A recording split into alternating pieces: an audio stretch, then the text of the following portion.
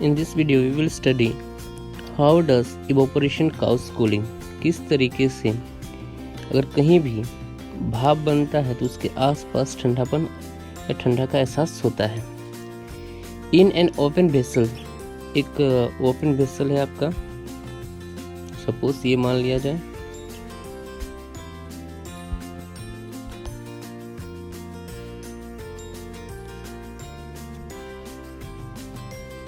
Okay open vessel है, ये खुला वेसल है, एक बर्तन है।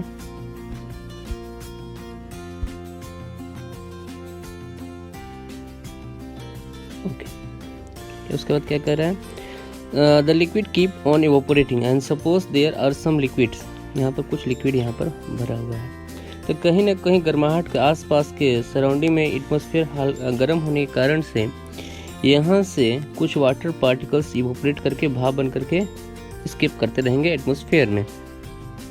ओके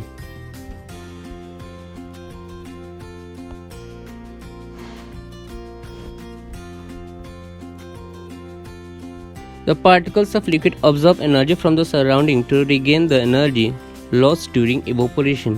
और यहाँ पर जो भाप बन करके निकल रहे हैं तो कंटिन्यूअसली, तो यहाँ से कहीं ना कहीं एनर्जी लूज हुआ है। तो इस एनर्जी लूज हुआ है वो कहीं ना कहीं एनर्जी आसपास से लिया जाएगा, कहीं ना कहीं अगल बगल से लिया जाएगा।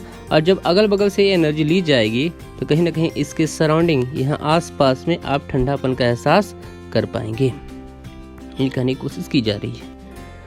This absorption of energy from the surrounding make the surrounding cool. सबसे पहले इसको हम समझने की कोशिश करते हैं क्या हुआ है और क्या यहाँ पर कहने की कोशिश की जा रही है। सबसे पहले कहा जा रहा है कि आपको क्या करना है, एक सपोज एक यहाँ पर बर्तन है, ये मान लीजिए कि कोई भी वेसल है, इसमें कुछ लिक्विड डाला गया है, यहाँ पर ये लिक्विड है। तो कहीं ना कहीं इसके आसपास सराउंडिंग में थोड़ा हॉट टेम्परेचर है, तो ये जो पानी के पार्टिकल्स हैं वो भाप बन करके स्किप करेंगे, ये निकलने लगेंगे।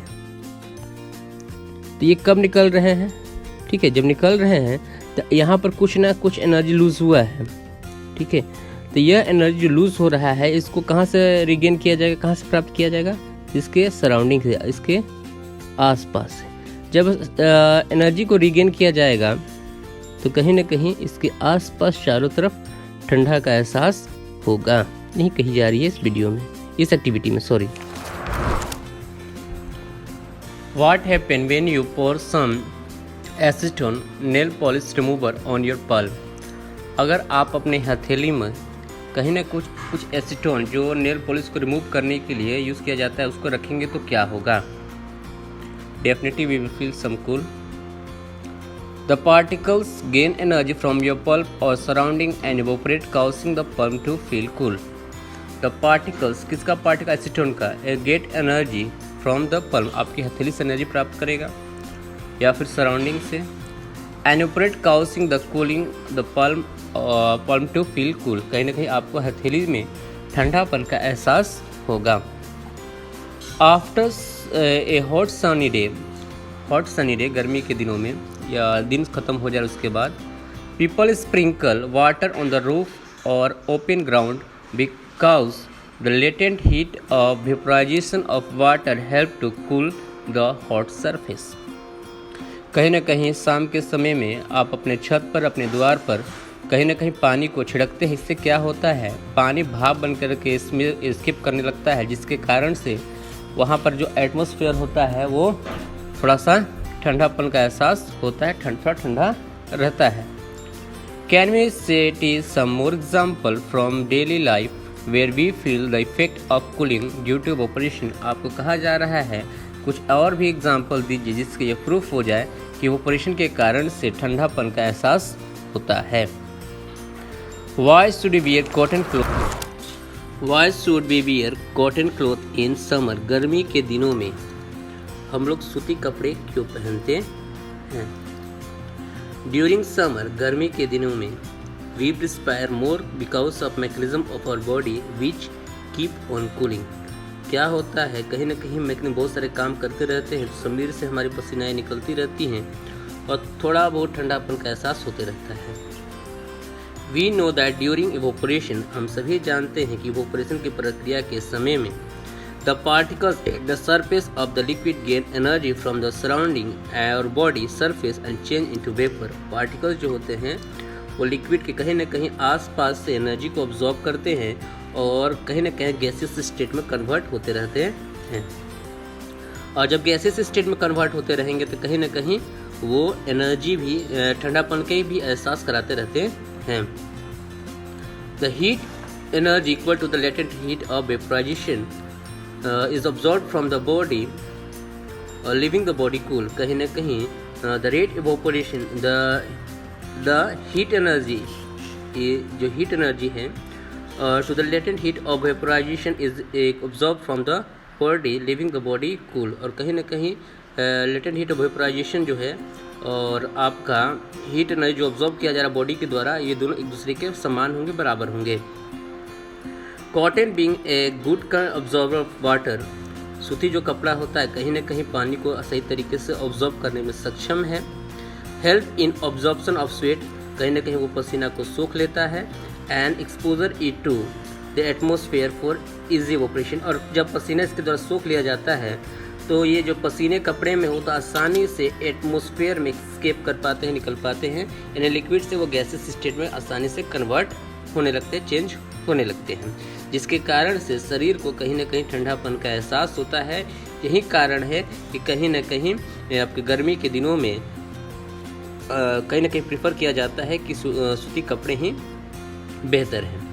दूसरा क्वेश्चन आ रहा है, why do we see water droplets on outer surface of glass tumbler in ice cold water.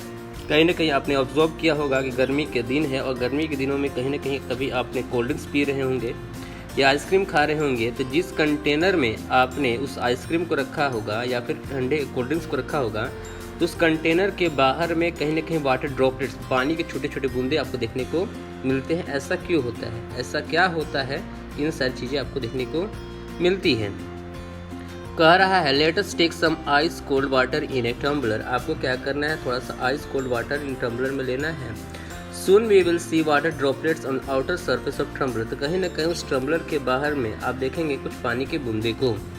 The water vapour present in air, the water vapour जो भाप प्रेजेंट है कहाँ, in air.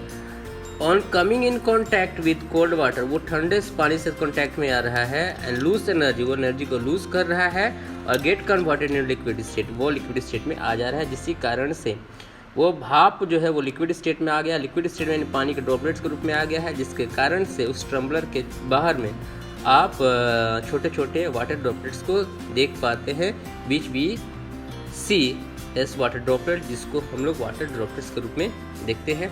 That's all in this video. What is said, suppose you have taken one tumbler, आपने क्या लिया है, tumbler को लिया है और इसमें आपने क्या किया है, ये मान लीजिए कि आपका टम्बलर है, एक ग्लास, इस ग्लास में आपने पानी को डाला है, कोल्ड ड्रिंक, ये पानी कैसा ठंडा है, तो कहीं ना कहीं इसके चारों तरफ वाटर वेपर, भाप है। ये भाप जो इसके कांटेक्ट में आएगा, यहाँ पर टम्बलर के पास आएगा, इसके पास आएगा तो आकर के ठंडा हो जाएगा। जैसे ही ठंडा होगा तो जो भाप होगा वो किस स्टेट में आ जाएगा, आपका लिक्विड स्टेट में आ जाएगा। यही कारण है कि आप वाटर टम्बलर के आसपास छोटे छोटे वाटर ड्रॉपलेट्स को देख पाते हैं। That's all for today, thank you.